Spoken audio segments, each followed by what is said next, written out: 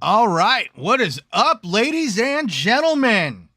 It is that time again. It is that time of the week to listen to both me and Mickey banter on. And today is going to be a little bit of I don't even know how to describe how today's show is going to go down. And that's where, because I mean, like the title here is going to be, you know, I do feel like there's a little bit of a downward spiral taking place. Tokyo Game Show is obviously unfolding right now. Normally, we get all excited about these show events, and there seems to be a little bit of drama and unstable narratives, as I like to call it, coming out of some of the stuff that has been shown and other things that are also taking place this week in the gaming industry as a whole. And of course, the toxic centric fan base of whatever. I mean, like, dude, I know, like, in every society there is a part of that society that is like you don't want to talk about, like it's Lord friggin' Voldemort.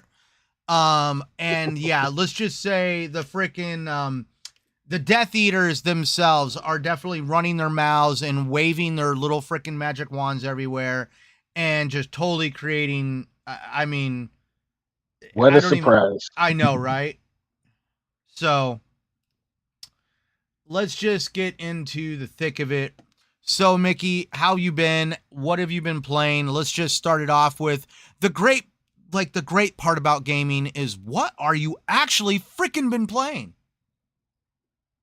So, a few days ago, Xbox was holding an open world RPG sale. Yep. So I decided to venture into that because that is definitely my number one game style that I prefer. And I found a game that I thought I would try called Outward. And I've been playing that one for the last few days, and it's actually been really fun learning it and stuff like that. So it's a survival kind of, I mean, fantasy-ish kind of game, but um, seems pretty cool. I've actually been enjoying it. So it's kind of taking up my time until tomorrow. Until tomorrow. So I know. but it's been a really fun game. I've been really enjoying it though. It's a cool game. I've checked out Outward, and for those that don't realize, this game is extremely unforgiving. Like, you start the game off in debt, and you've got like a day or two to pay off your debt. And right here, live before the show, Mickey lost his house because he didn't pay the debt. So he's now homeless. Right now, and he is basically Mickey right now in the game Outward is a rookie noob. He's broke, as in, like, he got no money. He's homeless. Yeah, like, definitely Mick. Yeah. I've only played like an hour or two that game myself. I've always been like, dude, this game's gonna be rough. But is that all you've been playing? For the last few days, yes. I haven't played anything else. I've been trying to like learn the game and kind of get a better feeling of it and stuff. And I have, and so I've been kind of keeping, because before that I was playing Path of Exile. Play a little Call of Duty here and there. I haven't played Call of Duty in a while, so. And then, like when we get on, we'll go play Battlefront 2. But for the last few days, it's been Outward. I haven't touched anything else. Well, what about you, Mr. Phil? I know, right? So, you know me, man. Freaking, I'm the town bicycle on the Xbox store. Every game gets a ride.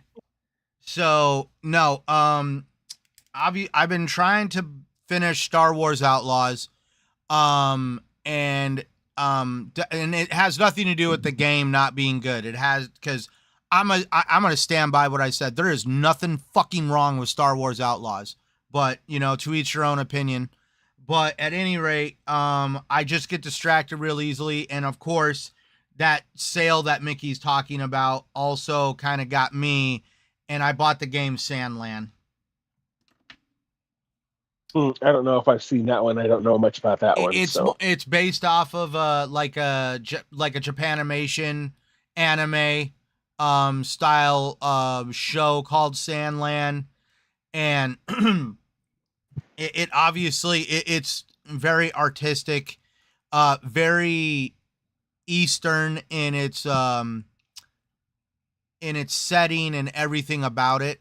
And yeah, essentially, you are on a planet, well, in a world, in a country called Sandland, because it's a giant desert, because humans have fought so many wars that they have basically decimated the ecosystem, and it's now a giant desert. And you're in, and you are Prince Beelzebub, the prince of all demons, and your father Lucifer basically is like never leaves his throne room, and a human shows up at the demon city asking for the demons for help to go look for some legendary sacred place where all the water is still to be existing. And so Lucifer decides to say, hey, this, why not go help him learn to be a better demon and all this other stuff. And now here you are riding around in a tank across Sandland and getting into the story, and I've been having fun with it. Definitely That's cool. a different style of a game. I I don't know why it just appealed to me, and I was like, you know what, I'm going for it. I'm doing it. And then of course, still kind of plugging away at, like I said, Star Wars Outlaws. I'm on the final planet, to my knowledge, unless another planet opens up. I'm on Tatooine. Okay.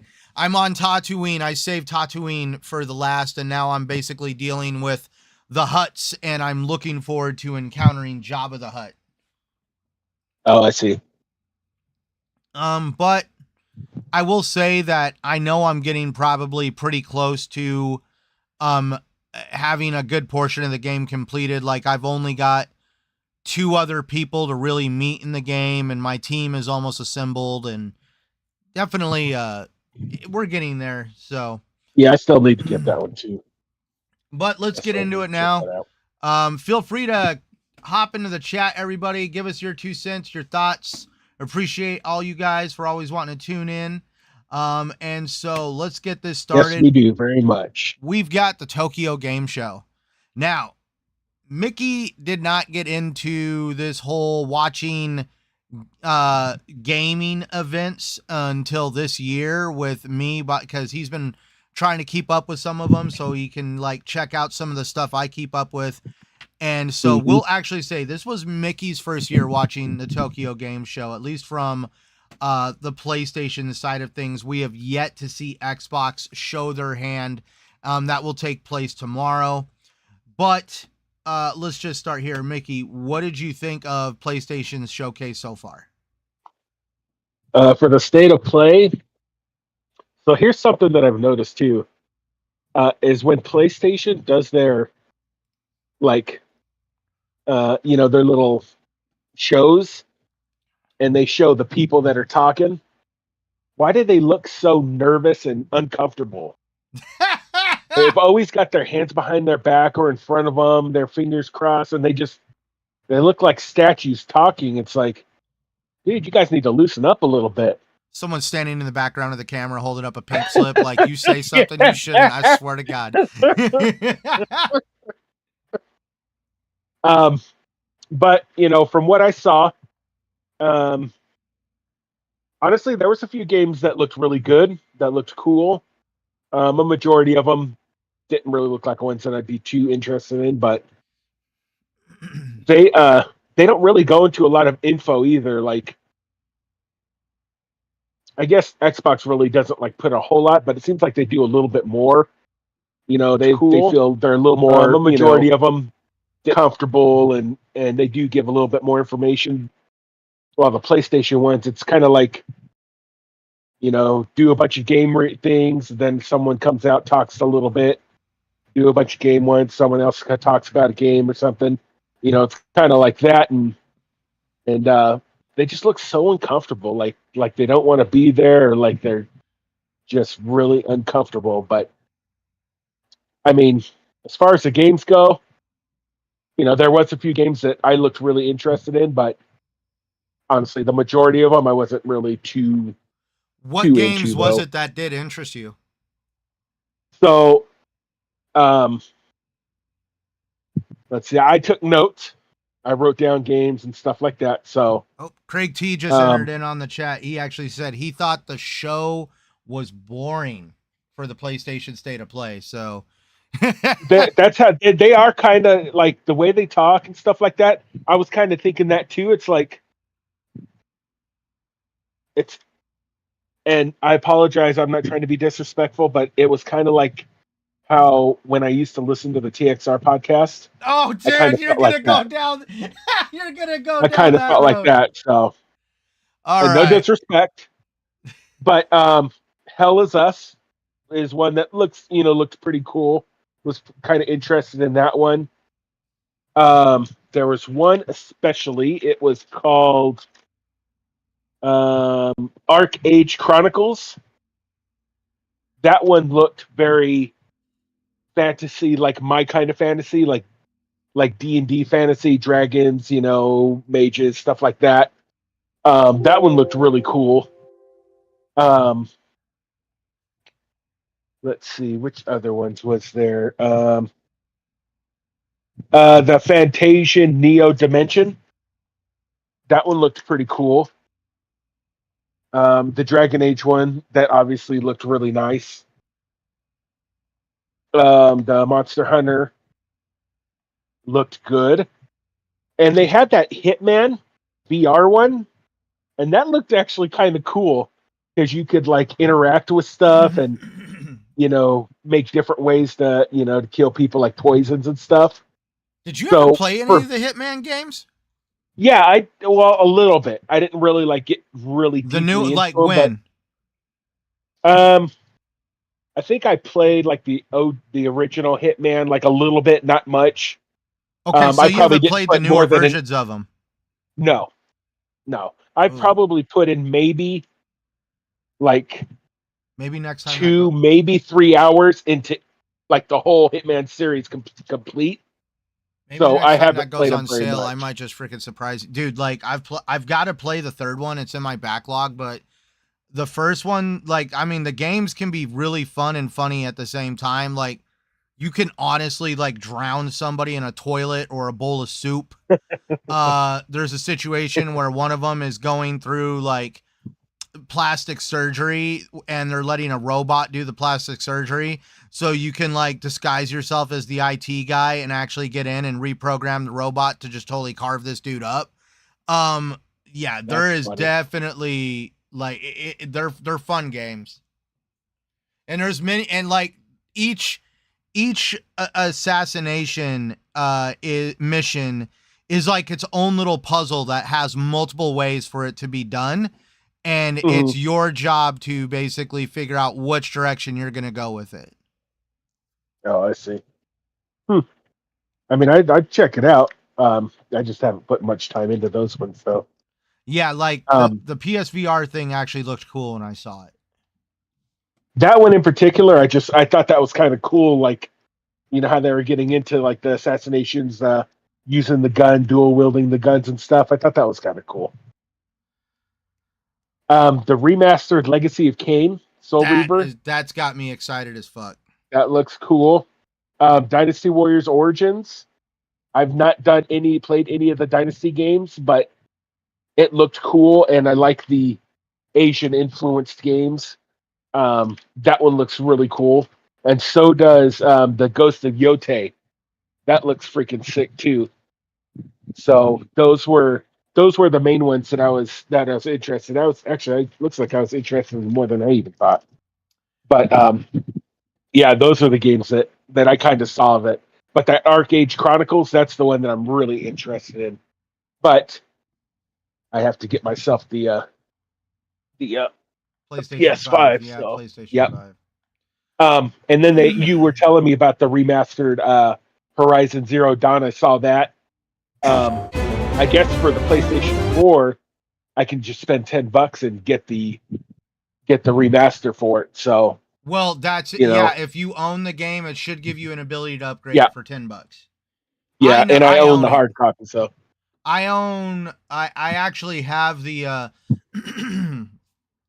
excuse me, I have it digitally, and I think I might actually have a hard copy around here. I bought that game day and date when it came out.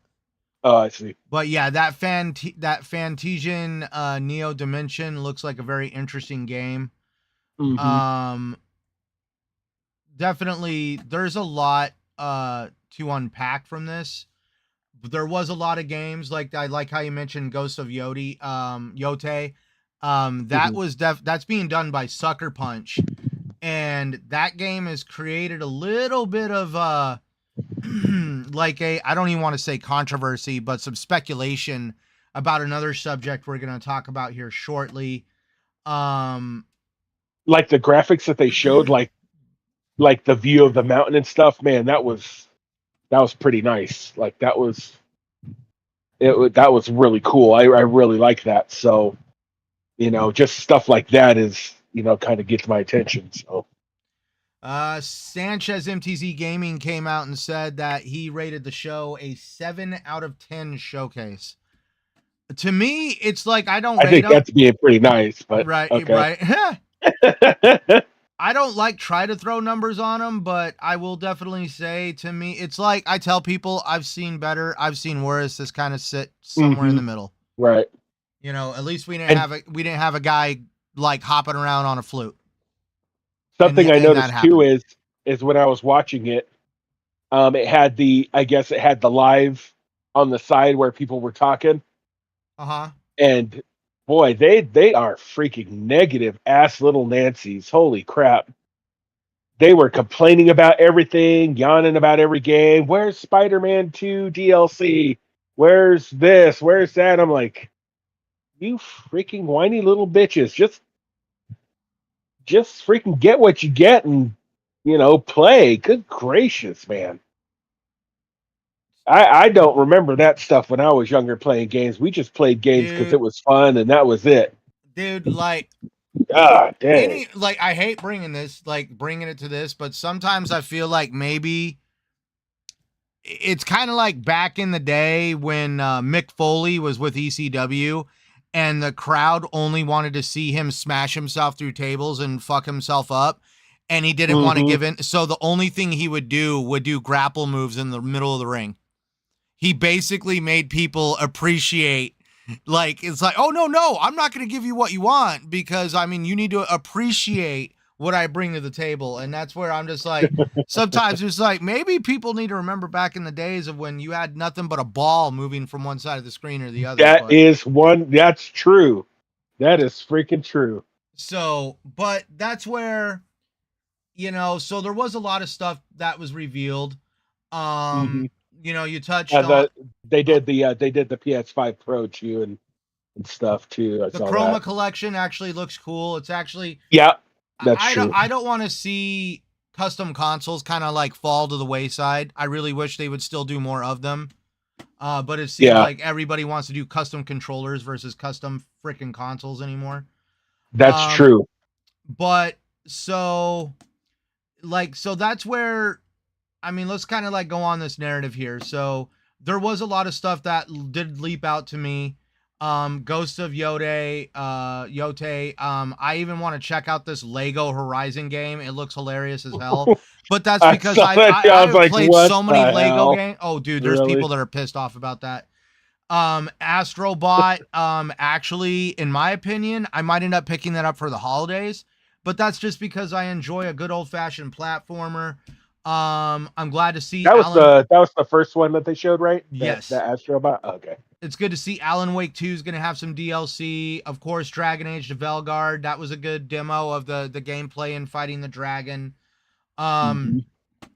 so they're like I got excited about the Legacy of Kain remastered. Now what sucks is Soul Reaver 1 and 2 are only in there. There's actually a third game where it combines both the Legacy of Kain games and the Soul Reaver games, where there's like two Legacy of Kain games, there's two Soul Reaver games, and these four games all culminate into like a part 3 for each of the games. And you end up having Kain and Raziel working together. And like, I mean, I know the story. I actually fell in love with the story for Soul Reaver. And so I really hope that the third game does somehow get put out there, because I mean, like, that would suck just to only get the first two games. That would suck. Okay. But I will also point out that, PlayStation has they're at least sticking with PSVR. I thought that it would be a lot more short lived, That's but true. they're actually sticking with it. Kudos to them. Yep, they It's had a few games in there. they did prove me wrong. I still have my concerns on the longevity of the product, but it looks like they are trying to stick with it. So, but that being said, there was a lot of games shown, but now let's talk about, like, let's at least first go down the first one. There is a number of games also coming to Xbox. That was one thing that people were upset about, like you said in the chat. That where's the exclusive games? Where's this? Where's that? Mm-hmm. There was a lot of games shown, but the funny part is, like, Hell Is Us is coming to Xbox. Arcade Oh, okay. Chronicles. Arcade Chronicles will launch in 2025, also on 2025 on Xbox Series X. Oh, nice. We they did hint at PalWorld being launched on PlayStation, but there was an asterisk to that with the situation with Nintendo that we'll definitely get to here shortly. But as we already know that, PlayStation is actually the last platform to get PalWorld. They're just now officially getting it. The Fantasian Neo Dimension is also coming out for Xbox. So that's going to be exciting for you, because that means that's cool. Yes. That's cool. And so Dragon Age Veilguard, obviously we know it's on Xbox. Right. Same with Legacy of Kain, Soul Reaver 1 and 2 remastered. Alan Wake 2, the DLC again. So now this is where the Towers of Agasaba, that's actually going to be PC and PS5. Dynasty Warriors Origins, Xbox. Monster Hunter Worlds, also on Xbox. Lego Horizon Adventures is also going to be on PC and Nintendo Switch. And of course, the Horizon Zero Dawn remaster is going to be on PC as well. So it does seem like, for starters, that there has been a little bit of like what fans are starting to the eccentric fans are wanting to say is like a diminishing return in investment, in that they are not getting as many exclusive games, barn burners, or shit they want to name their firstborn after. And they're starting to see that there's this paradigm shift that PlayStation is embracing PC, but they are also willing to lean on more third-party games, and they're not buying up as much third-party content to create exclusiveness. Like, the only exclusive thing that I saw pop up was, which kind of made me chuckle, when it came to Monster Hunter Wilds. When Red Dead Redemption 2 came out, they had their own custom little hat. Okay, cool. They had a hat. If we look at Destiny, they had their own strike. If we look at Call of Duty, they had their own game mode and like XP boosts and early access to like maps and blah, blah, blah. With Monster Hunter Wilds, they bought a digital art book. The exclusive pre-order item is a digital art book. So, Tarnish the Witch wrote in, the VA motion cap of Ghost of Yodi is pretty unhinged on social media. Regardless of my opinion of her comments might hurt the game. The mocap of, I see, that's what I mean.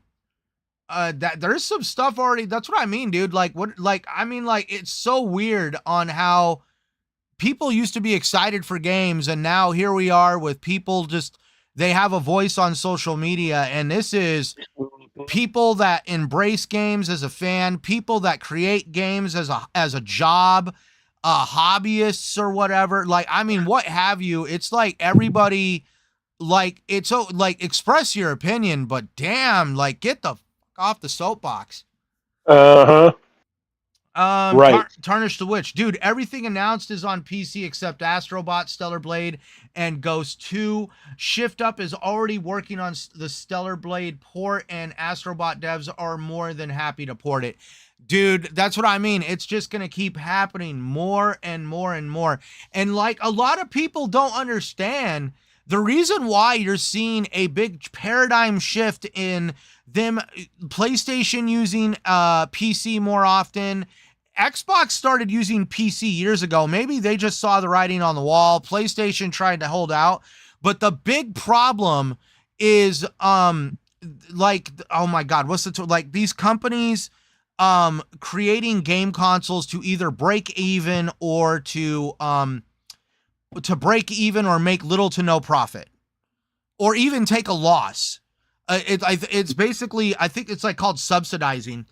And essentially, a lot of companies don't want to do that anymore. So that's why we're seeing birth to the first $700 home game console, the PlayStation 5 Pro.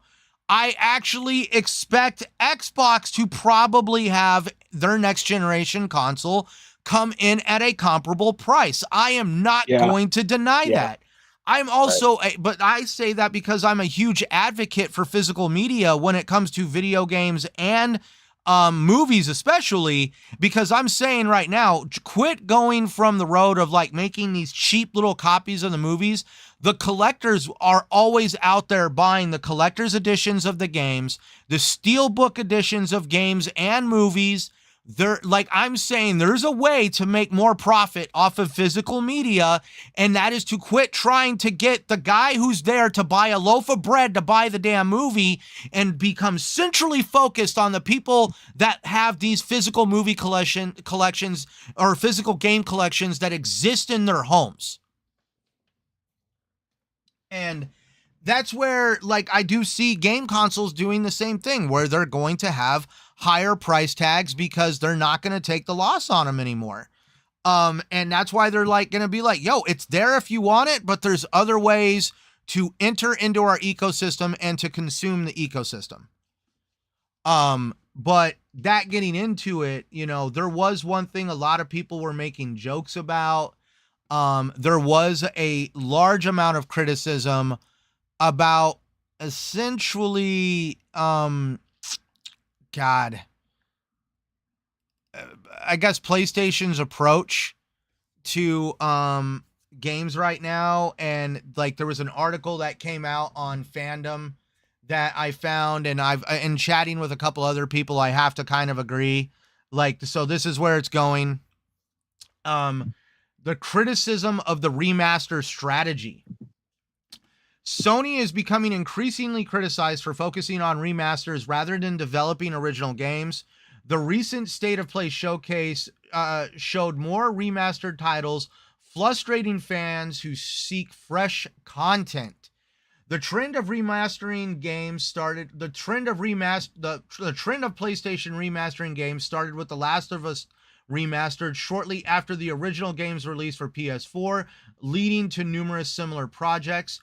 Players are growing weary of repeatedly seeing remasters of relatively recent titles, Horizon Zero Dawn, and this has led to lost trust in originality. Fans feel that excessive focus on remasters shows a lack of originality and creativity from Sony. There was a video that came out from a prominent content creator on YouTube that actually said that PlayStation is creatively bankrupt. There is perception that resources allocated for remasters could have been better spent on new and innovative games. Games like Astrobot have been well received, highlighting the demand for original content rather than remakes. And the article did want to note that there are concerns about the dwindling number of exclusive titles with each new console generation. And then the article wanted to go on and like, this is where I kind of did have like my eyes glazed over, like, because they tried to basically, you know, Xbox is struggling to realize captivating original titles. I have no problem struggling to turn my Xbox on every night and finding something to play. And my life does not live and breathe around this idea of exclusiveness. And as you can see, Correct. and as you can see from the exclusive set, like I'm just saying right now, so fucking what? Somebody else can play your damn game somewhere else. Be happy they're making games. Yep.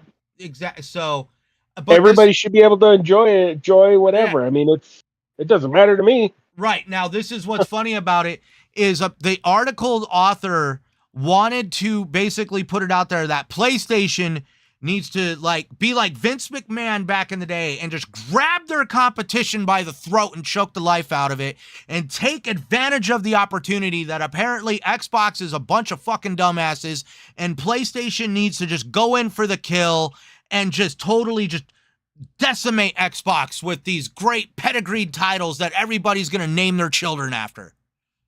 I'm just like, when was really? WWE's highest ratings? During the 90s, during the Attitude Era, when they were competing. Exactly, competition. Imagine that, competition. Come on. So does that mean the argument can be made that neither PlayStation or Xbox are competing with each other right now? Because I don't ever see Xbox want to do something that resembles PlayStation, and we never want to see PlayStation do anything that resembles Xbox. Right. They could do their own little different things, right? They could do their own little different things, but I mean, like, during the wrestling era, shit, we had Stone Cold Steve Austin, and they had Goldberg, and they looked practically identical almost. That's true. I mean, like... But... That's true. But that's where I just kind of like, I would have to agree, though, that...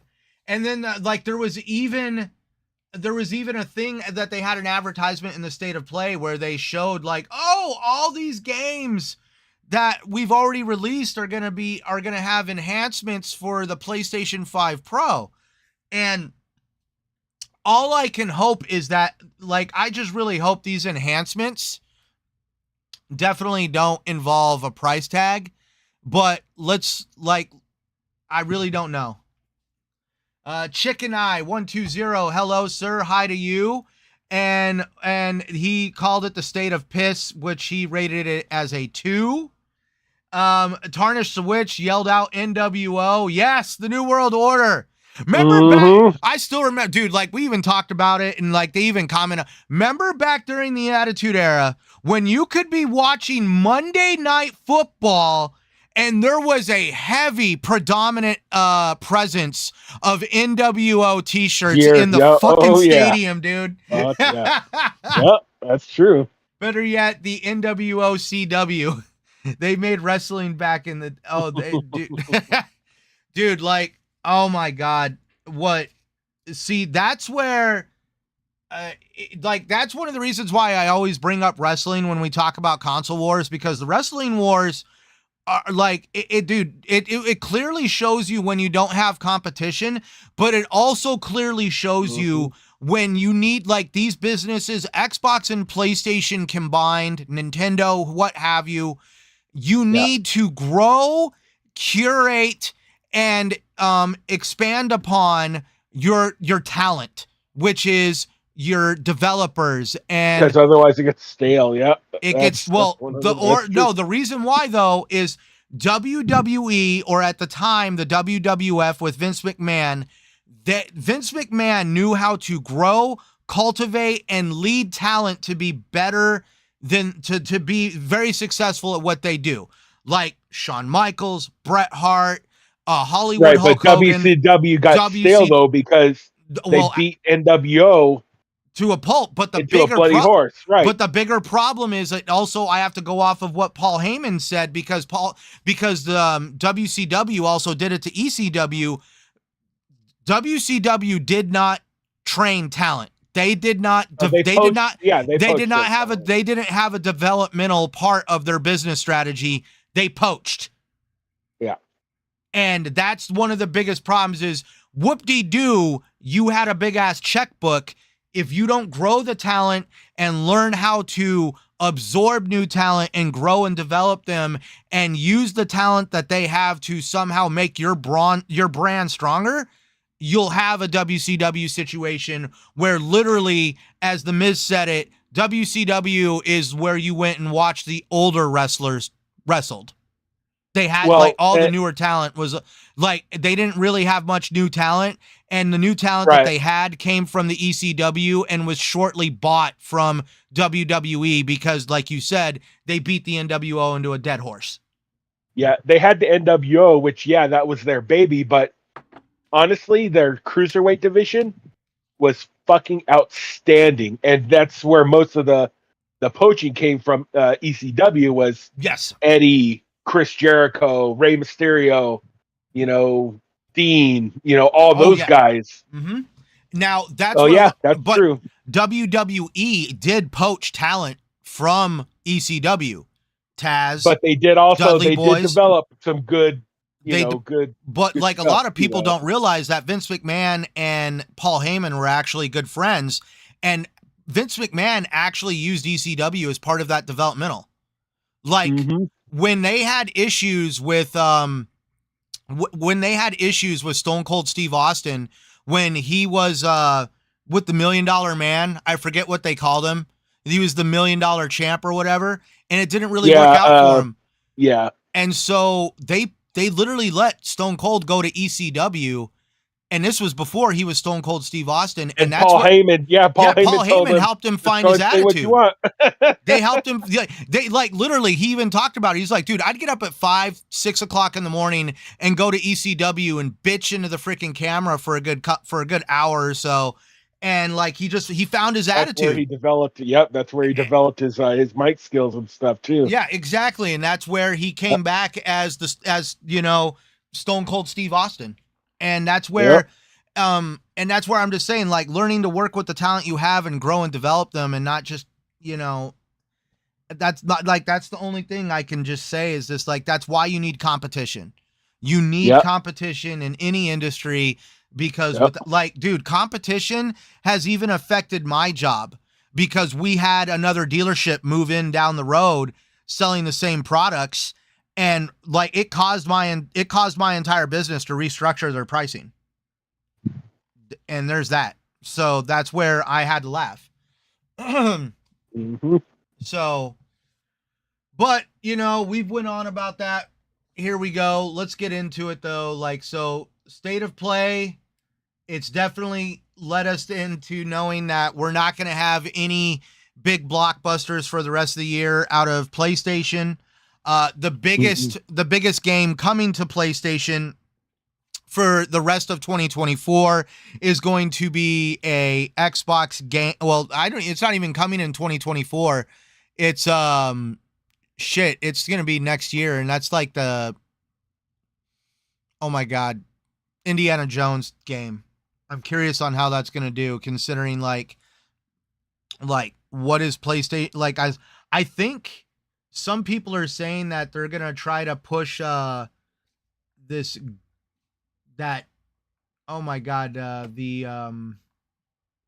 Ghosts of Yote, but they're saying that's releasing in 2020 See, that's where I don't know. Well, yeah, they're trying to say that that's going to be around the same window as the next game we're going to bring up. So Ghosts of Yote, interesting looking game. And by the way, Nova wrote into the chat, they didn't utilize the talent they had effectively either. Yeah, there's a lot of highs and lows and pitfalls when it comes to watching the Monday Night War. So anyways, so Ghosts of Yote kind of like created a little bit of a stir with a big controversy that's taking place. So we're about to drop some news on Mickey, that he just became aware of during the pre-show when I told him like, hey, did you see this? And he was like, no, I didn't. So we're going to start here. We're going to get into it. But Mickey, this is where we're going to, there's going to be some weeds here, and I'm sorry, but so this is why I like the centric culture that is coming from gaming enthusiasts. And this is not meant to tear anybody down, but this is where I really feel people need to learn how to professionally express their opinions and not like burn the witch at the stake. And I really feel things are being taken maybe a little bit too far at this point.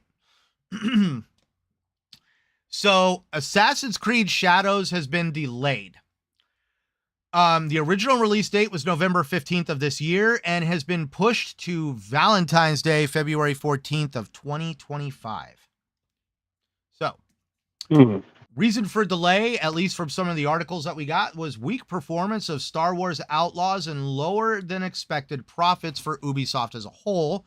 And again, I really do feel that Star Wars Outlaws was one of those games that I really haven't found too much wrong. I have encountered a bug in the game that's like annoyed the hell out of me, but it is what it is. I moved on from it. I still didn't feel ripped off. I'm not butthurt that they made the character model look more fitting to the game versus to the actress that played her. But at any rate, Ubisoft wants to further polish Assassin's Creed Shadows to deliver the promised dual protagonist gameplay featuring Neo and Yasuke. Naoe, and I'm bad with names from that part of the world. I'm sorry. And Yasuke with different styles. They are noting a change in release strategy. With Assassin's Creed Shadows will still launch on Steam day one, but they're not going to have a traditional season pass model. According to what I'm reading, all players can access the game on February 14th, with pre-order players receiving the first expansion for free. So it looks like you're no longer going to have the season pass model. You're going to have to pay for your expansions as they drop them. And now they feel that the Ghost of Tsushima sequel, Ghosts of Yote, will also launch in 2025, which shares a similar historical Japanese setting to Assassin's Creed Shadows. And a lot of people are starting to come out and say that Ghosts of Yote is more realistic and fitting to what they were wanting out of a Japanese samurai game. And there's still a lot of people that are just absolutely tearing down Assassin's Creed Shadows from everywhere, from statements that they have stolen content.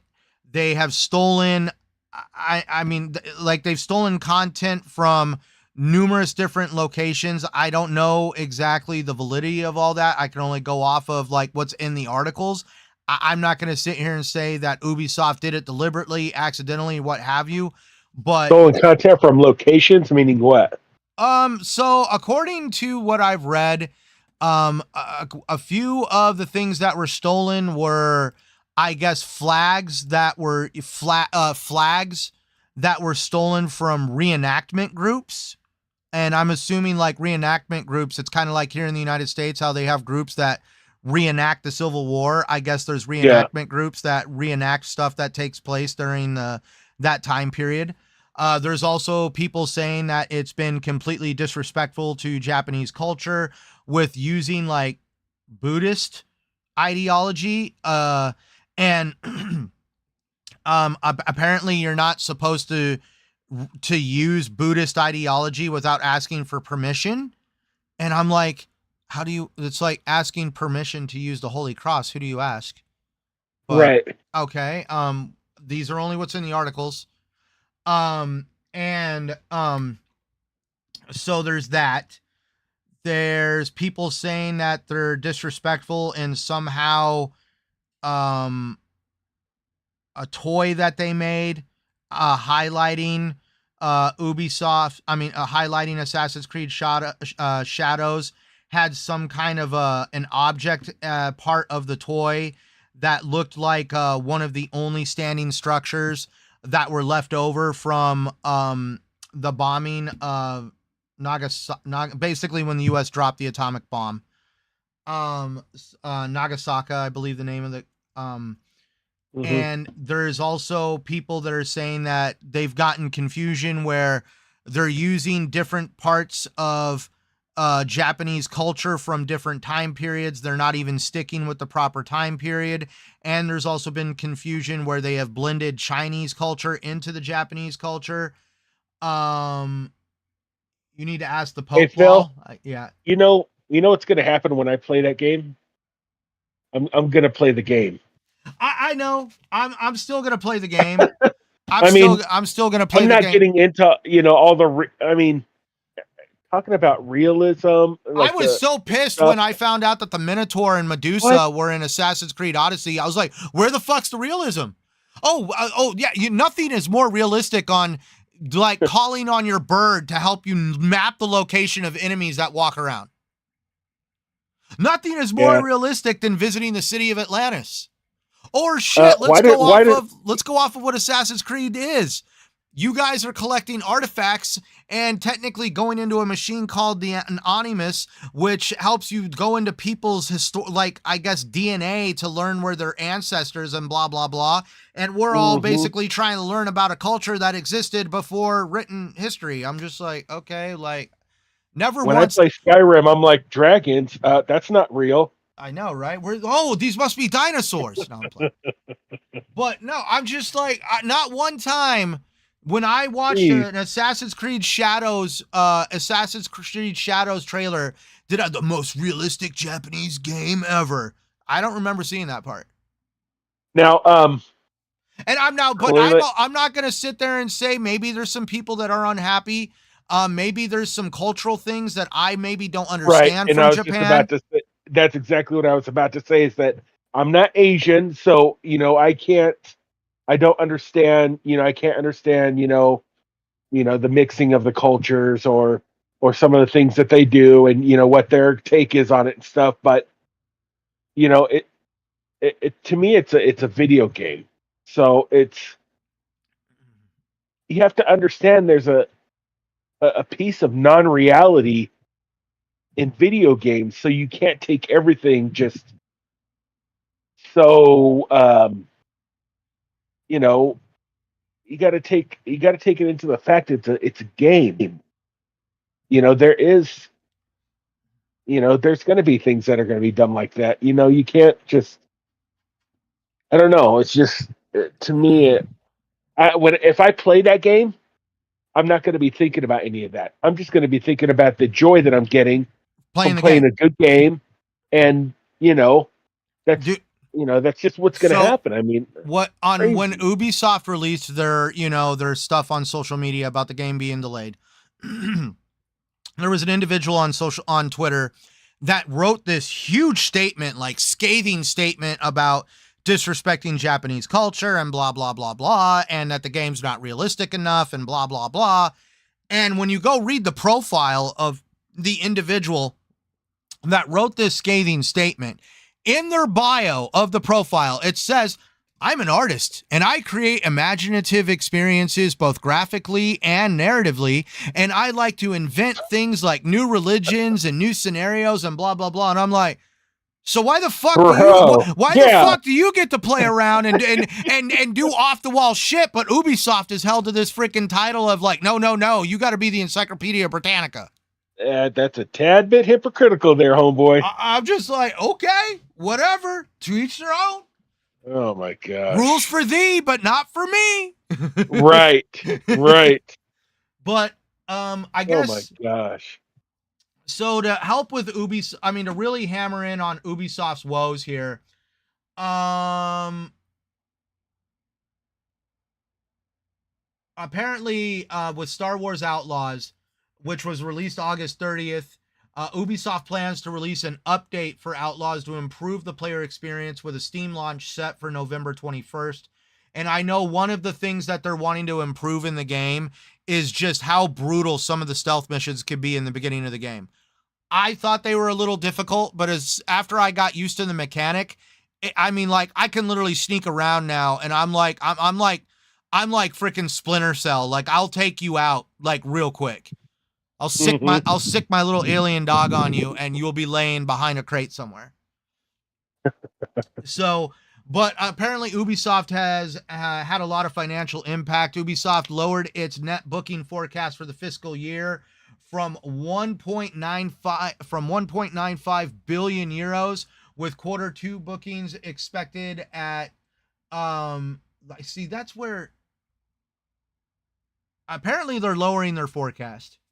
Like my notes, like dude, my notes didn't exactly make the greatest thing, but yeah, they're basically lowering their earnings forecast for stockholders, and that's where Mm.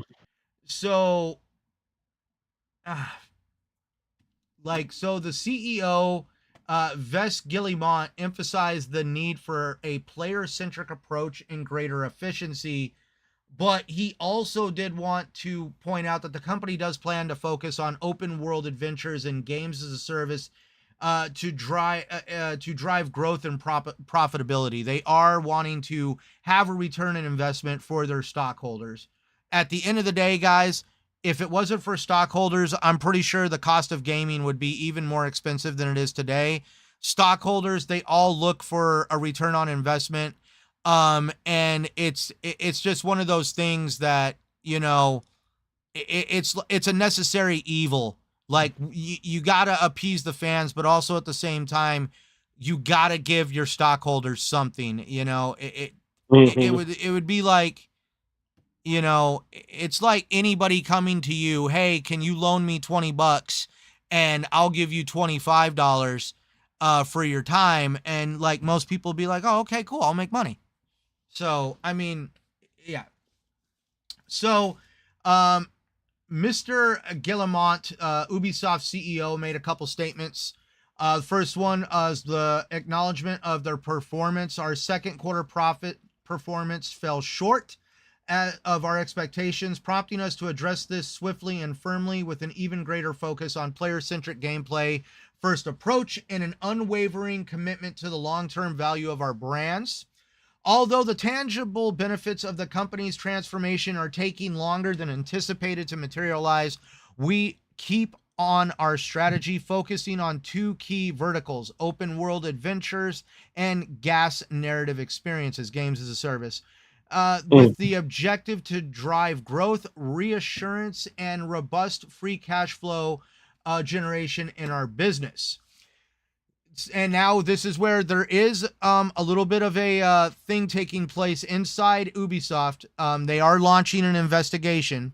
The executive committee, under the supervision of the board of directors, is launching a review aimed at further improving our execution, notably in this player-centric approach, and accelerating our strategic path towards a higher performing model to benefit of our stakeholders and shareholders. See, that's where that's why I said they are wanting to look at their shareholders as stakeholders as part of the equation as well.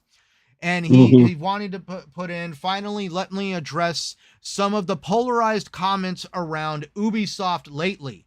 I want to reaffirm that we are an entertainment first company, creating games for the from the broadest possible audience, and our goal is to not push any specific agenda. We remain committed to creating games for fans and players that everyone can enjoy. And that goes around the statements of people trying to be like, oh, the company's woke, and they try to do this forced diversity inclusion and all this other stuff that Ubisoft has been lambasted for. And they're obviously wanting to put it out there that, that it's not like, at the end of the day, Ubisoft did not be like, hey, how could we insult Japanese culture? Hey, right. How can we, what political ideologies can we interject into our game today? And it's kind of interesting, so in the games, in the beginning of the show, I told everybody I'm playing Sandland. Well, when the human comes to the demon village and asks for help, one of the things he uses to get the demon's attention, because the demons like to sit in their city all day and play video games and read comic books. It's kind of ironic, don't you? Do you see where it's basically the demons of the underworld sit around all day and do nothing but play video games and read comics. Oh, and they steal.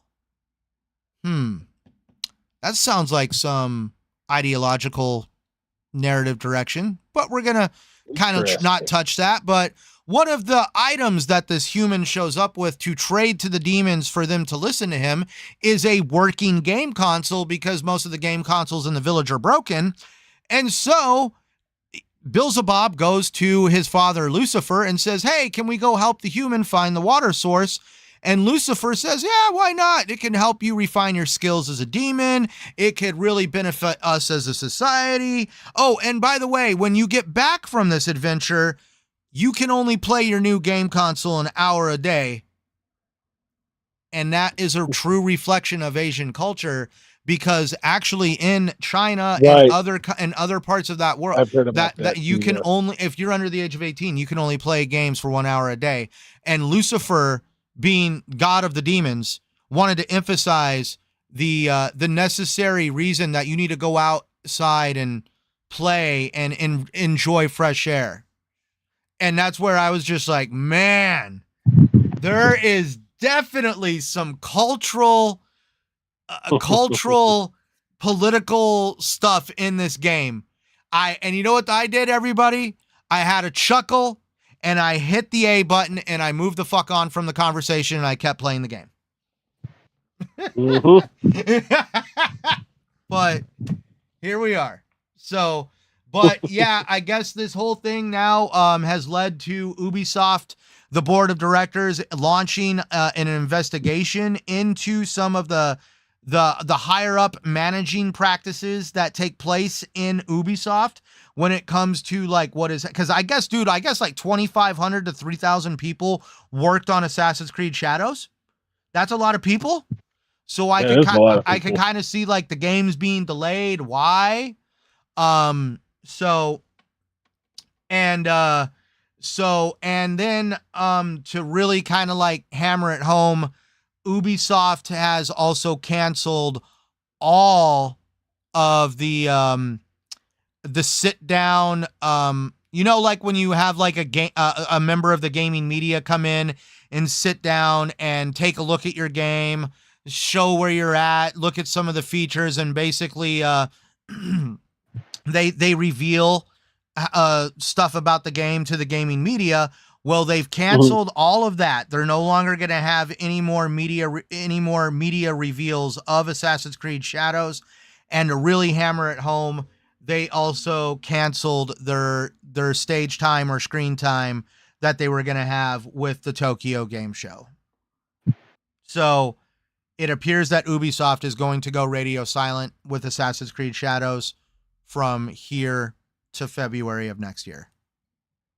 Now, the reason why this goes into the Monday Night War thing, we need to have competition. We need to have game companies creating content. We need to have game companies that have the freedom to be innovative creatively and mechanically when it comes to video games, without being like burned at the stake by overcritical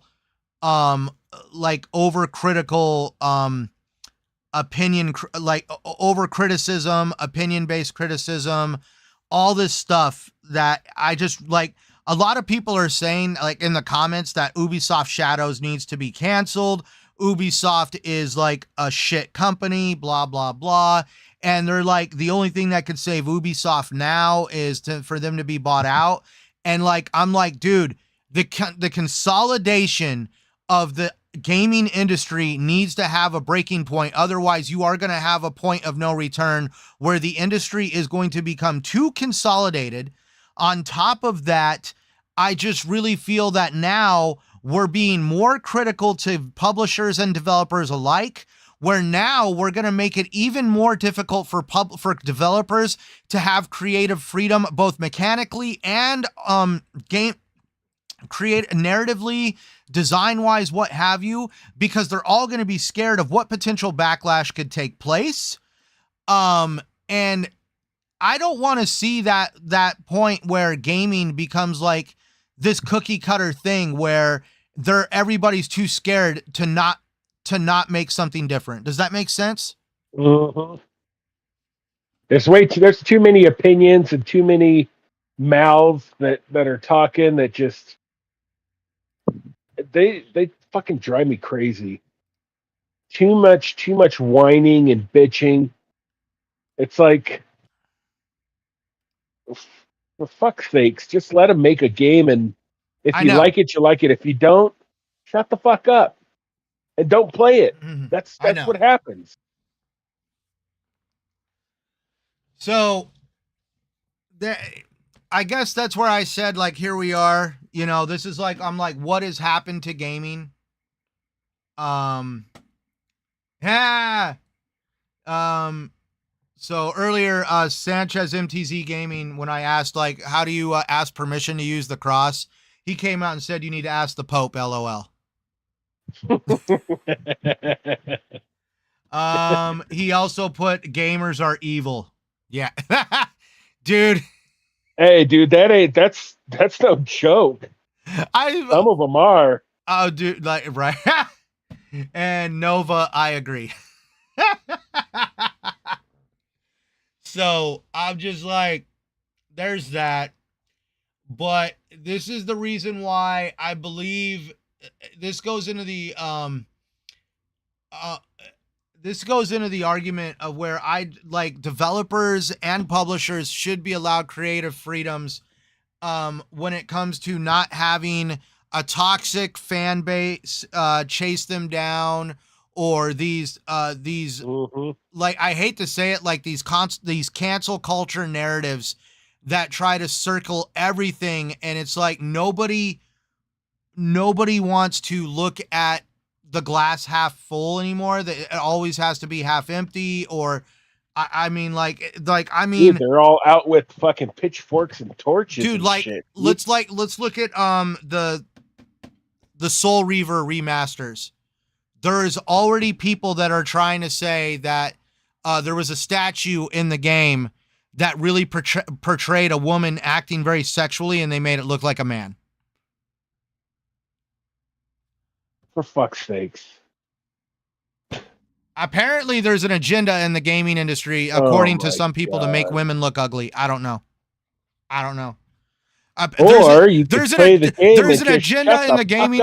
There's an agenda in the gaming industry to make women look ugly, but heaven forbid you turn on Stellar Blade, which might change some opinions. It's so ridiculous, dude. It's so freaking ridiculous. And honestly, that's why I try to stay out of that shit, because I don't try. It's a bunch of fucking negative bullshit. You know, I know, I understand what I'm just trying to deliver the news, man, and here we are. It's just like, I just want to play fucking video games. That's it. That's all I've ever done. It's all I want to do now, and it's just listen to these people. It pisses me off. Oh, dude, even Nova said, so many grifters in gaming now, and ADM or Adam said it's over. Dude, I mean, like, the good times. I feel like the golden age of gaming is gone. Like, we're like gonna start going through the dark ages of gaming, because it's just gonna get real fucking stupid toxic. They need to make sure it sounds like it's almost becoming like a political landscape in gaming. It's ridiculous. Dude, I can barely dude, it's election season here in the United States, so you guys can only imagine how many freaking political banners go across my TV in like a 1-hour television show constantly. But there's also the good times roll. There's also the good times rolled out, because apparently they're eating all the dogs and the cats.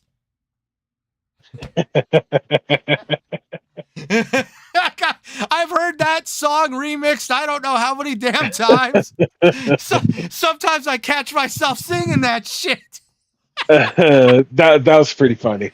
Oh my God. Developers hate gamers, and it shows. That could be perfectly, you know what? That could be honest, because like here's the funny part. One of the main guys over at, I believe it was Take-Two, the guys responsible with like Grand Theft Auto, they're already starting to acknowledge that review bombing and toxic centric gaming culture are already on their books as a risk towards a game's development, a game's success. So they know that like at any time you could have what is actually a good game get completely shit showed into a giant pile of bullshit just by people going around on social media and just attacking them with these narratives that honestly just really it doesn't make sense. Like I said, I'm not gonna Well, well, I'm not gonna feed while into the folks have opinions, there's going to be toxicity because, everybody's entitled to their opinion, but yeah, this but is one of the biggest problems that I find with a lot of people is if your boss comes in the room and says, "Hey, you didn't do a really good job. I need you to do better." They're going to take that as a like, "Oh my god, you're a piece of shit. You're going to fucking make me not I mean like all this other stuff right, and you're right, not going to evaluate maybe he has a point and he has a reason to give me a point of professional valid criticism. Now, there's a way to deliver that. Your boss can come in and say, "Hey, I appreciate you doing that, but I really feel you could have done better because I didn't really appreciate you doing A, B, and C." There's a way to deliver professional criticism.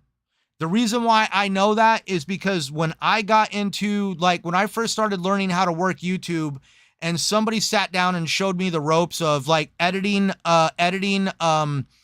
a piece of content on Adobe Premiere Pro, creating the thumbnail and how I deliver and speak in my videos, they actually told me, "Good job, but you need to do better because that was not your best performance." It sucked hearing that. I wanted him to be like, "Oh, dude, that was great." No, I got try harder. And you know what I did? I went and deleted that damn video and I redid the whole damn thing and I tried harder. Did it suck? Yes. Did I feel a certain way about it? Yes, I did. But it helped grow me as an individual and it helped grow my capabilities as a content creator. And that was all because I could receptively take criticism as long as it was delivered to me professionally. And not at any time did that individual say, "Hey, you're a piece of shit, you suck, and you need to go fucking try harder." And that's one of the things like that, like that's why true. I'm just saying, your boss and like, I mean, I got Yeah. into like, let's just say it this way. The guy no longer works at my job. We fired our shop supervisor because I caught him too many times calling employees dumbasses and morons. I had my fill of it. Yep. Uh-oh. Oh, there it went. It loaded. Gamers just want developers to be successful, in my opinion, but whatever they all see like but I'm like that's where do we set There's the different sections of gamers. well that So too, there's but us, you know what I mean? And then there's that's where no, gamers that just bitch about everything. right, but I'm saying where do we set the bar or draw the line in the sand for successful? Is it by minute or is it by units sold? Is it by Metacritic score? Is it by like social That's media true. hype? That's true. And then like what is success? Is it going against the grain or is it ticking little check marks in a box of is it this, is it that, did we add this, did we add that? Like what defines success? Because like I mean like in my opinion it's like you know it's kind of like like a catch 22. Like here's a good example. We want Halo to evolve as a brand. Halo needs to evolve. Halo needs to do this. They need to have mechanics for that. Halo needs to evolve as a game. All right, well, here's Halo Infinite, an open world experience. Why the fuck did you make Halo open world? You asked for it to evolve. Like nothing like damned if you do, damned if you don't. Right. Yeah. That's what sucks. Like so yeah, That's like how it is nowadays. That's so crazy. oh yeah. Like It's sad, really, because like you've said before, these developers put a lot of time into these games, for people just to shit on them, and it's like, if you don't like it, that's fine. But just to be disrespectful like that though to these people that put a lot of time into these games. Well, It's so fucking disrespectful. so, and this is not to toot my own horn, but so today at my own job, everybody, I'm 38 years old. Most of the people in the industry I work in that have the knowledge that floats around in my head are actually in their late 50s, early like 60s. Mm-hmm. I mean, like one of the Yeah. guys that taught me retired in my industry at like 70 years old. He retired out at like 70 years old. He was a fountain of information to the day he retired out of my industry. I was talking to him almost every day, getting information out of him. I learned a lot from him. I have customers that come and visit me daily, every couple of days, to pump my brain for information. And this is where I get aggravated because, I know what these guys are doing. They don't know how to mechanically fix what they're working on, and they're running small businesses going around fixing the stuff that I sell, and they're pumping my brain for information because they don't know what the fuck they're doing. Mm-hmm. This morning when I got to work, I had a thing on my feed because customers can text me on my work computer, and this guy's like on the phone. He's like, calls me right when we open. Hey, did you look on your feed and can you tell me how, like, what I need to fix this? And I look at the photos, and this guy has taken parts of a truck and fashioned them onto something. And I'm just like, yo, this is not built right. I straight up said, out of respect, I'm like, I'm not trying to be insulting, but this isn't built right. Oh, no, it's built just fine. I'm a structural engineer for over 20 years. Hey, Bo, we're not building a building here, and this has nothing to do with structural engineering. This has everything to do with what is safe going down the road. This is more Right. mechanical engineering, which is what I do. And I'm telling you right now, that's not built right. I basically had some guy accuse me of having a bad day, and he cussed me out on the phone and hung up on me. And I had to basically go explain to my boss what the hell happened. And the dude even proceeded to like go and still even type stuff into the public chat that we have for customers to reach out to us, and they could see it. And they're like, what is his problem? And I'm like, well, apparently he's just upset that he built something wrong, and I'm supposed to help him fix it by not telling him that he messed up. So that's where I just have to laugh at, like, nothing like coming to me asking for help. And when I tell you the truth about, hey, you've got a long road ahead of you and it's not going to be an easy fix because it was built wrong, don't get mad at me for that. I'm not the one who built it. Yeah, apparently your diploma or whatever you have is dude, it's not helping you right now, bro. Dude, I don't like it. Like, dude, I'm just saying right now, it infuriates me when somebody's like over here, like, oh, I was an architectural steel worker. Okay, cool, but we're not building a skyscraper or a building, dude. That has nothing to do with what's going on right now. This is more mechanical engineering principles and the fact that you've created stress points that are actually extremely unsafe and dangerous. Like, you could literally have a failure driving down the road at 75, 80 miles an hour, and you're going to kill people around you. The problem is, Phil, is they think they know. A lot of the people they talk to can't really defend themselves and can't really argue when they deal with you, someone who's like extremely intelligent and knows what they're talking about, and then they get told no. They're like, what? Oh, I know. Like, I have people tell me all the time exactly how easy my job should be, and I'm like, jeez, I wish my job was easy as you want to describe it. That'd be great. But that's just to like point out that people can't take criticism, but people also can't deliver stuff properly. Like, it's just like people have just like a lot of people have just lost all sense of respect for other people. They just want to go down this road of insults and disrespect. Well, toxicity is what garners attention now. Right. So that's the way they go about it. And it's so damaging to people, to companies, to, developers and stuff. It's horrible.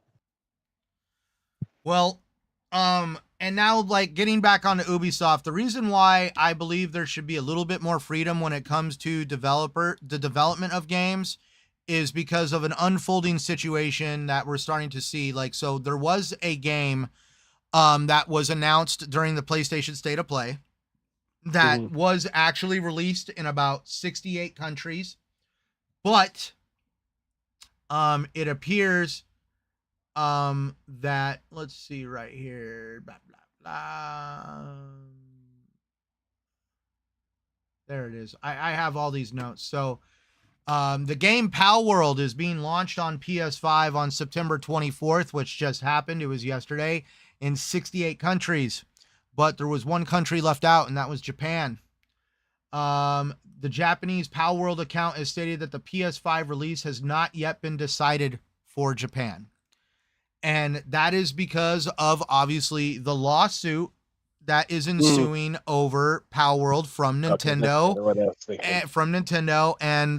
and basically, essentially, Nintendo owns Pokemon. And so, like, this is what is, so one of the things that a lot of people, that one thing that was brought up is apparently Nintendo patented the game mechanic for Pokemon. This game mechanic involves taking a capture device, throwing it at a monster, and part of the mechanic is having a chance to hit or miss, basically, you know, based on skill, distance from the monster. And like, basically, this was a very detailed mechanic, and it was meant to specifically make it to where nobody could duplicate the mechanic of throwing a Pokeball at a Pokemon. We all know that PalWorld has a mechanic in there that resembles throwing a Pokeball at a Pokemon. And that's where, so for starters, the game mechanic of throwing the ball at the creature and capturing it is patented by Nintendo. Now, a lot of people, some of the stuff I've read, a lot of people are like, why are Nintendo just now doing this? Well, it takes time for a patent to go through. And it turns out that the patent that Nintendo submitted for this technology, or this game mechanic, was submitted earlier this year, and it actually became officially set in stone in August. It takes about, in my opinion, about 30 days to push something through court. So if the patent for the Pokemon mechanic gets approved mid-August, here we are mid-September, but here's the thing, we have a lawsuit against PalWorld. That is why Nintendo, it wasn't like Nintendo was waiting to strike.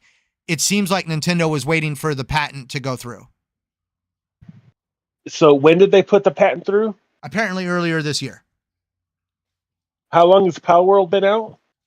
But the patent is to protect your technology, and it's to prove that you were the first person to use this mechanic and nobody else can use it.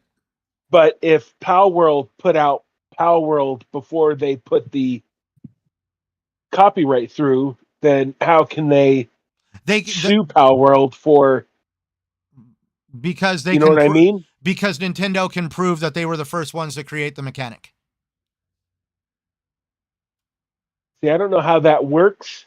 It has to do with, if you put a patent on it, anybody else that basically created that technology has to stop selling it, or basically but the problem is they didn't put the patent out until after PalWorld came out. So but it's like backdated. A lot of times they're like backdated. It basically, it's like a drug company putting a patent on a piece of drugs, on a pharmaceutical, and anybody that had anything in development even before the patent was set in stone, they got to kind of backtrack on that now. I'm going to have to keep an eye on that and see, because and that's where it's interesting. Well, now here's the other thing. People are also wanting to go off of this by the American standard of patents. We got to remember, Nintendo is a Japanese company going after Pocket Pair, which is a Japanese company, and these are falling under Japanese rules and laws. Okay, that's fair. So that's why another thing people need to remember is that, this is based on a total different interpretation from a total different cultural perspective towards the situation. I still need to keep an eye on that shit, because that's interesting. But now, getting into that patent, so here we are. Nintendo and the Pokemon Company have filed a patent infringement lawsuit against PalWorld developer Pocket Pair. The lawsuit does not focus on copyright infringement, but rather on patent rights. Copyright infringement would be duplicating a Pokemon. They're focusing on a mechanic in the game. So, Okay. mechanics under So scrutiny. it has nothing to do with the creatures themselves being similar. It more about has to do with mechanics. that. Okay. Well, and that's where you're going to go after the one. Generally, when you take somebody to court, you go after the one thing that you know is going to net you a win. And Right. and when you're like, oh, copyright infringement, it looks close, but it's not. Like, dude, like, I mean, you can modify. Like, I'm going to say it right now, it's not hard to go against copyright infringement when you modify something. But of a mechanic, that's a different story. That's duplicating a product. So, mechanics under scrutiny. The lawsuit may center around a killer patent related to the creature catching mechanic, akin to how Pokeballs function in Pokemon games. PalWorld features a mechanic where players throw a Pal Sphere to capture creatures similar to Pokemon mechanics. After PalWorld's successful launch, it faced accusations of resembling Pokemon, particularly in design and mechanics. Some pals in the game closely resemble Pokemon, such as Sparkit resembling Pikachu and Foxparks resembling reminiscent of Vulpix. Sorry if I'm butchering Pokemon names. Not my I don't know much of Pokemon. So like right now, while the PS5 release in Japan is uncertain, PalWorld is still playable on other platforms, including PC via Steam and Xbox, and is part of Microsoft's Game Pass. Pocket Pair expressed that they were unaware of specific patents they are accused of infringing and are working hard to bring the game to PS5 users in Japan as soon as possible. Now, there was another article that was released on Games Radar that basically about the whole situation, where an analyst said Nintendo only strikes when it wants to because it could have sued half the gaming industry back in 2017. So, Nintendo recently filed a lawsuit against PalWorld for patent infringement rather than copyright infringement, suggesting that the company is focusing on game mechanics rather than the creature's visual similarities to Pokemon. Analyst Serkan Toto, his last name's Toto, noted that Nintendo could have targeted many games over the years for patent violations, but it selectively chooses when to take legal action. To point out, Nintendo previously sued Japanese mobile gaming company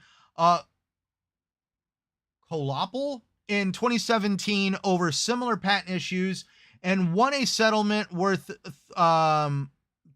basically 3 billion yen, which is $21 million, noting with additional licensing fees still being paid. Nintendo holds patents on a wide range of game mechanics, some which are used in many games, such as a feature where characters covered by objects in an isometric view remain visible as shadows. The analyst suggests that Nintendo could have sued half the gaming industry in 2017 due to the scope of their patents, but the company chooses its battles carefully. Why target PalWorld now? Well, PalWorld has been highly successful with tens of millions of sales since its launch, and Nintendo may have felt threatened as the game expands into a multi-platform release. Anime and merchandising where all areas of the Pokemon Company traditionally make significant profits. Nintendo lawsuit against PalWorld may not revolve around obvious mechanics like the monster catching aspect, but could also focus on more subtle patents. Toto emphasized that Nintendo can decide when to enforce its numerous patents depending on when it perceives a real threat. So it turns out Nintendo, this is like business as usual for Nintendo. They like to patent everything.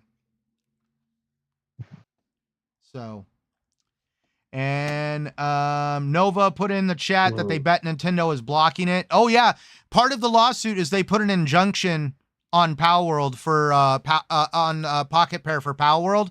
So I'm pretty sure part of that injunction is the sales for Japan. And And that is curious. Like right now, the article said that the game, that Nova wrote in saying, "I wonder if it's blocked for sale in Japan on PC and Xbox now."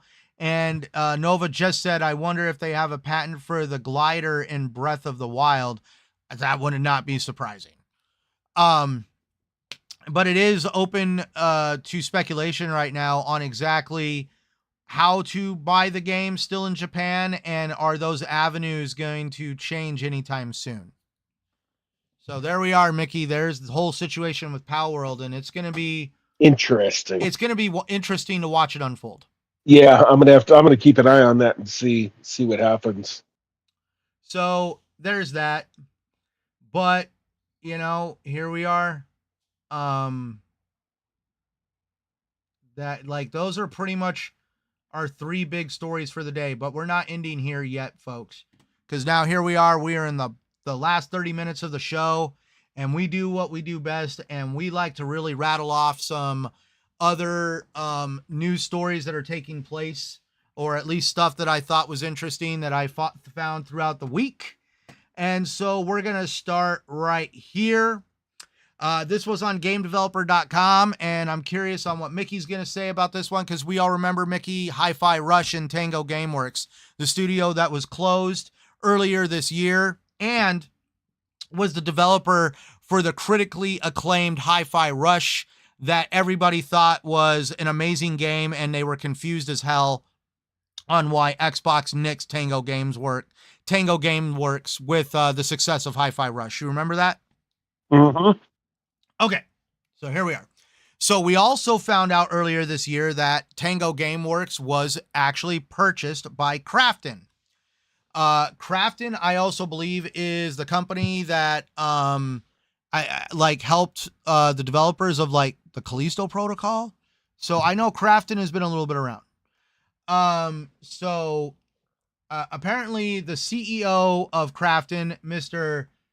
Chang-Han Kim, again, I'm not really great with names. He wanted to like go and talk about some stuff about this, and they did an article on GameDeveloper.com titled "We Don't Think Hi-Fi Rush 2 is Going to Make Money," says Krafton CEO. The Tango Gameworks acquisition is about legacy.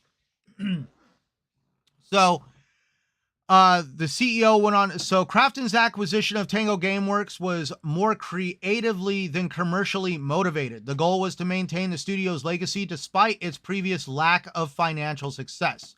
Kim emphasized that Tango Gameworks is a creative team worth supporting for future innovative projects. Krafton focused on acquiring the Hi-Fi Rush franchise due to fan interest in sequels rather than acquiring all of Tango's IP, such as The Evil Within or Ghostwire Tokyo. The aim is to continue developing Hi-Fi Rush sequels. Krafton bought over 50 employees from Tango Gameworks and aims to scale the studio to around 100 people or more to handle both Hi-Fi Rush and future projects. Kim expressed a desire to champion creativity and innovation at Tango Gameworks, despite acknowledging that previous titles may not have been a financial success. Krafton did not acquire Tango Gameworks based on financial performance. Kim stated that they do not expect Hi-Fi Rush 2 to be a major moneymaker, but it is part of their strategy to take risks and nurture creativity. The purchase price for Tango Gameworks was not about the dollar amount, but about the significance of the studio's creative potential. Kim believes corporations like Krafton should be focused on breaking even while nurturing creative teams rather than striving for continuous blockbuster hits. Holy shit, this dude makes a lot of sense. He stressed the importance of taking risks in the gaming industry, noting that Hi-Fi Rush was a fresh concept that, even if not financially lucrative, represented the type of innovation Krafton wants to foster in their long-term vision. Kim expressed that the belief that Tango Gameworks should continue developing new and unique games without the pressure of always delivering massive commercial successes. The ultimate goal is to support creative teams and expand Krafton's portfolio of innovative projects. And there we go. The guy isn't about the short-term financial gain. He's all about that like what we talked about in the Monday Night Wars. He is wanting to curate and have a developmental section of the Crafton portfolio, Nurture, yeah. and they're going to nurture nurture talent into creating stuff that's really going to help Crafton stand out in the crowd. What do you think of And he that? said that he also said that he's not worrying about, putting out them having to put out, a bunch of blockbusters, but if they break even, then, that's okay.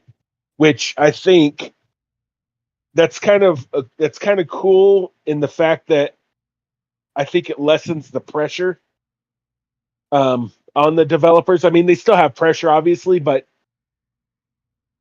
they don't have the pressure to put out, a massive blockbuster. If they do, they do, but it's not a necessity. So, I mean, at least that's what I kind of got from it, and I'm glad that because you never want to see those companies you know get Disappear. taken apart and People lose stuff their like that. jobs. So Yeah. that's pretty cool that they did that, and I hope they do put out some good stuff here in the future. So, um, Hi-Fi Rush wasn't for me. I did try to play it, but clearly it was it was a pretty popular game from what I read and stuff like that. So, kudos to them, and hopefully they can keep producing good stuff, and stuff like that will grab gamers' attention, and give us some more stuff that we can play. So, I think overall that's great. I mean, that's good to hear from the company that bought them out, and to know that they're going to keep going and keep making games. So, I mean, that actually makes me happy, to hear something like that. So that's good. That's something positive finally. So I'm happy about that. That's cool.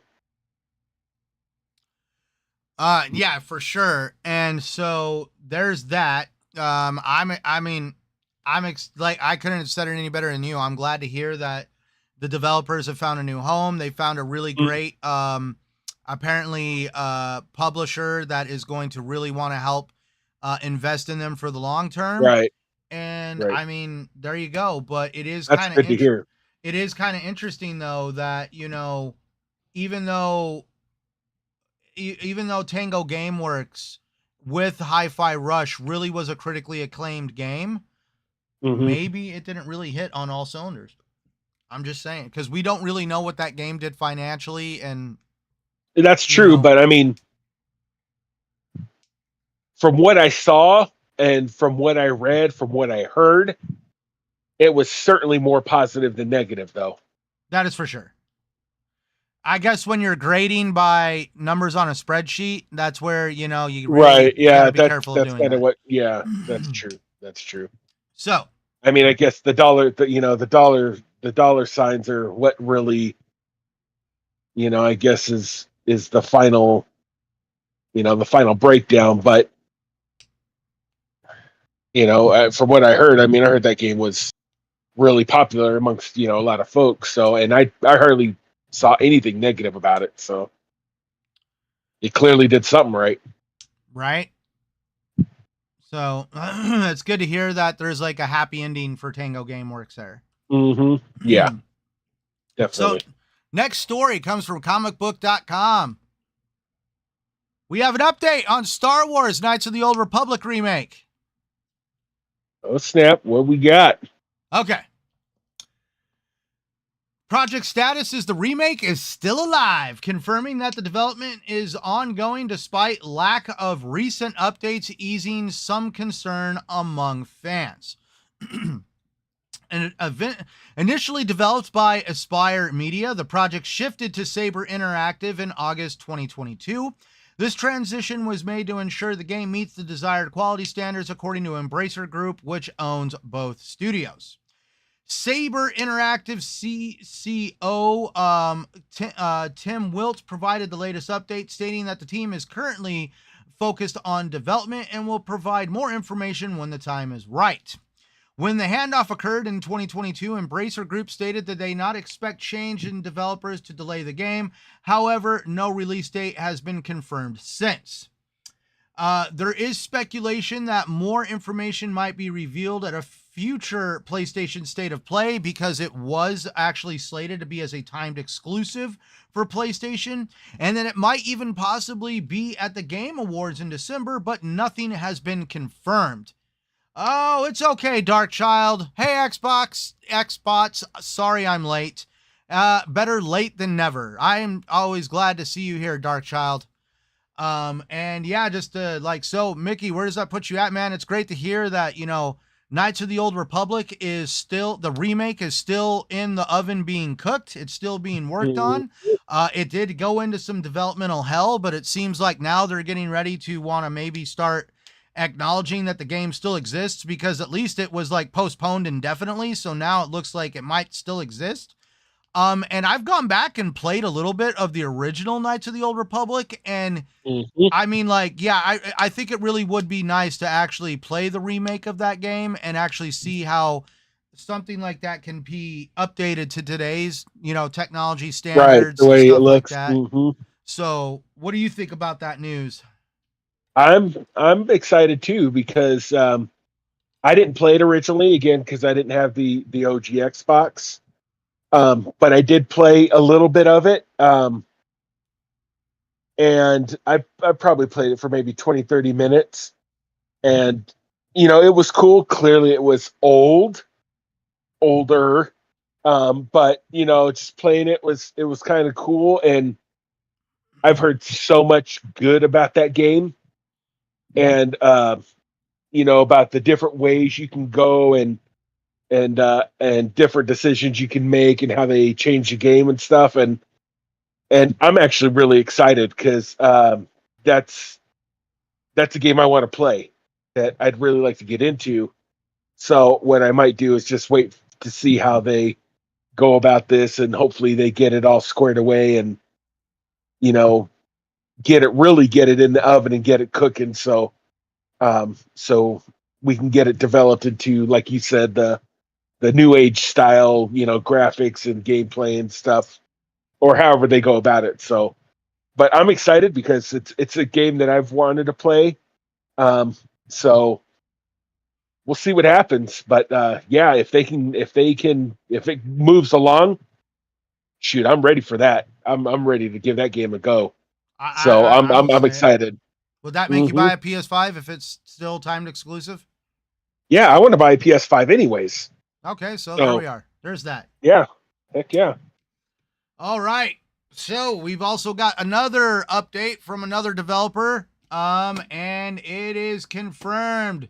A DLC for Lies of P was confirmed shortly after the game's release in September 2023, with concept art depicting the protagonist aboard a crashed ship under the Northern Lights. On the game's first anniversary, the game's director, Ji-won Choi, shared a letter on Twitter thanking the development studios No and Round 8 Studio. He assured fans the team is still working hard on both DLC and a sequel. Choi shared links to a new song and concept art for the DLC. The music, featuring a haunting piano, violin, and concertina, contrasts with the dark atmosphere of the game but aligns with its soundtrack style. The new concept art shows the protagonist standing in a snowy fishing village at night with a lighthouse in the background, suggesting that the DLC will feature coastal and snow-covered environments which were absent from the base game. While the DLC was initially projected to release in the second half of 2024, according to a NeoWiz earnings report, no official confirmation has been made, and it seems the DLC may miss that window. Choi mentioned the sequel to Lies of P in his letter, though no concrete details were shared. However, a recent NeoWiz job listing hinted that the sequel could potentially be open world, although that this has not been confirmed. Fans are eagerly awaiting more updates on both DLC and the sequel, with the hopes of getting a clear release window by the end of the year. I know you didn't play Lies of P, but I played have that. it downloaded, but I I have played, not played dude. it. That game was so much fun. The Realist one, man. What time is it where you are? It is 10:47. I live in Phoenix, Arizona. I know for some people it's probably going on 1 a.m. Well, actually, 2 a.m. Mm-hmm. Well, that's if you're on the East Coast. If you're what's it called? In the UK, you're probably getting up for your morning coffee. If you're in Australia, New Zealand area, you're probably getting off work. You're already almost done with tomorrow. And he also says, "What up, everyone?" And Dark Child also says, "Up." So great to see you guys That's here. up, guys. Thank you, everybody, for showing up, man, because we really appreciate it. And let's see. So we got there. Let's see. Oh, and it looks like we've got one last little story to kind of throw in the middle of it all. Because yeah, I don't know why. I just like speed rounding at the end of every show and covering some points that just make people want to conversate. Okay, so Mickey, this game kind of like, you know what, it's near and dear to my heart. I've been playing this game for years. You probably know which one I'm talking about. You want to take a stab at it? Oh, Oh, come on, dude, dude. you're gonna make me have to think. We play this game all the damn time Oh, practically. freaking ESO. I was about to say I'm questioning our friendship right now. Whatever. So are we ready for this? It has been claimed that the Elder Scrolls Online has generated approximately $15 million in revenue each month since its launch in 2014. I think I saw something about that too. Yep. Yep. This figure suggests that the game has amassed around $2 billion in total revenue over the past decade. Source of this information, the $15 a month claim originated from a Twitter post by user Timor222 referencing Gary Bodhu, a former UX lead at ZeniMax Online Studios. Bodhu's profile indicates he worked on ESO's design and contributed to its revenue generation.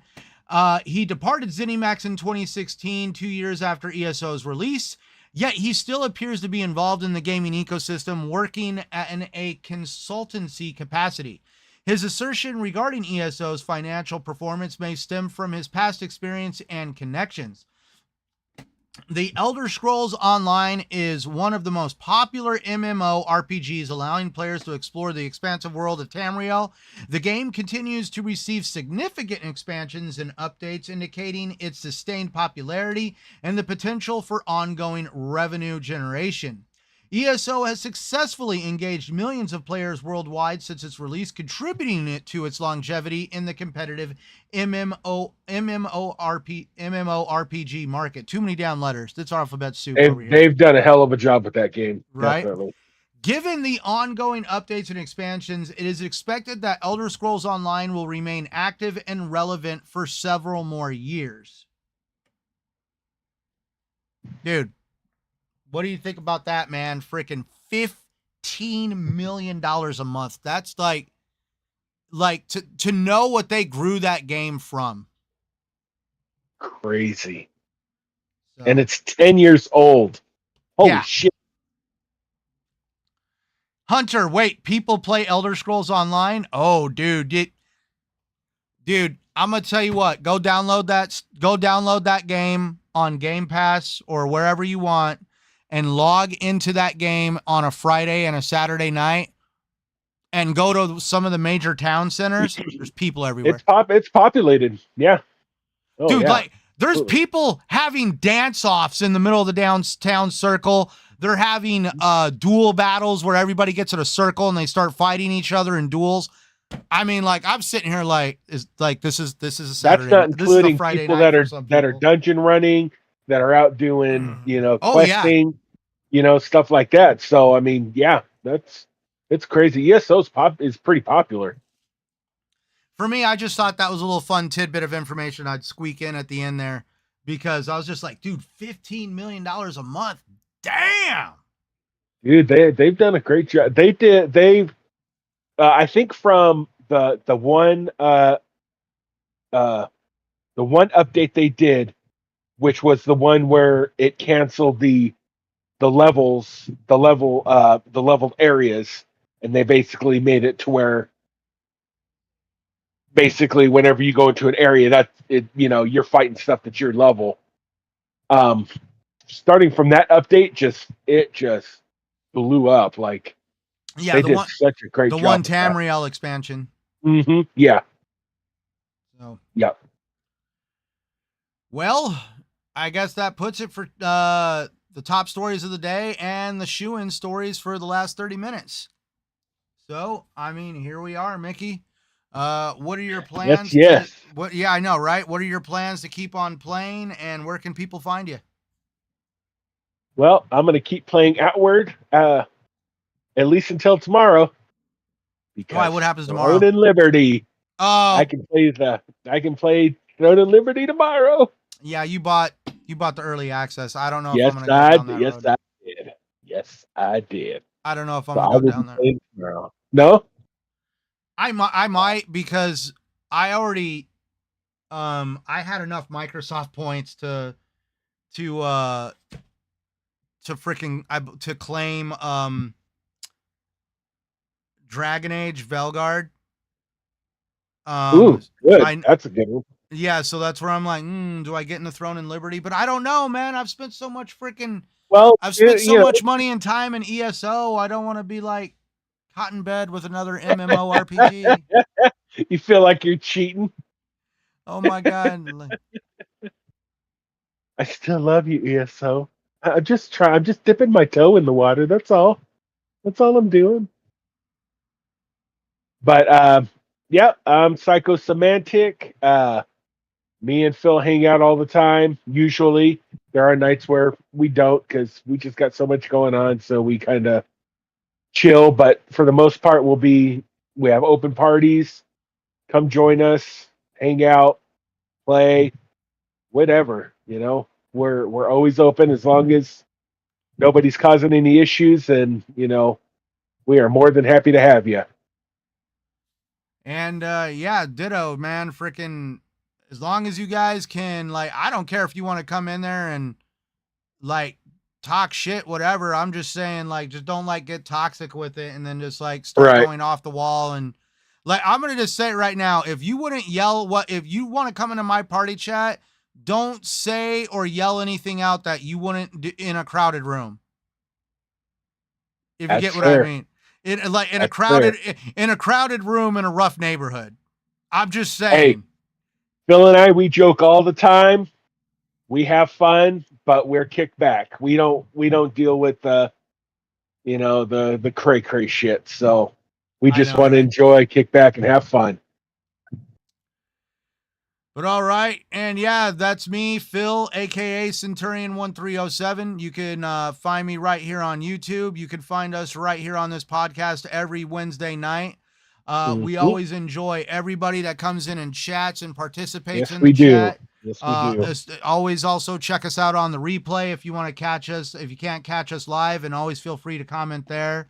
Thank you to Adam, Nova, Sanchez, MTZ Gaming, Darkchild, Hunter, the realest one, Chicken Eye 2010, Tarnish the Witch, Craig T.